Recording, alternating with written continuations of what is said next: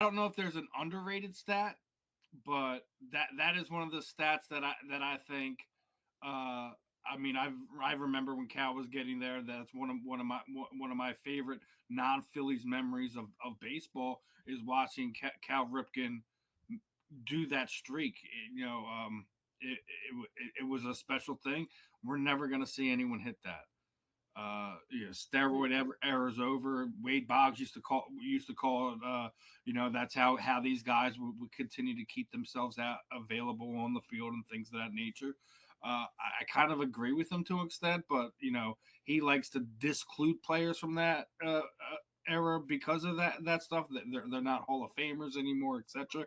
I don't necessarily agree with that because a lot of those guys were going to be Hall of Famers regardless. I think the famous thing is that even if you take all seven of Barry Bonds' MVP type seasons, he still has over 400 home runs. He still has over 350 stolen bases, and not a whole lot of guys have been able to do that.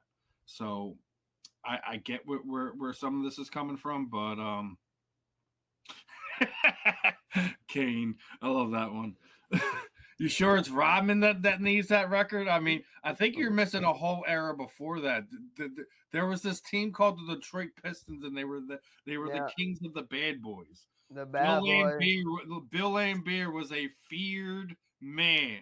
Okay, I loved the Worm, but the Worm was more remembered for his rebounding, and at the end he was an enforcer for Michael Jordan and other people. He wound up in San Antonio.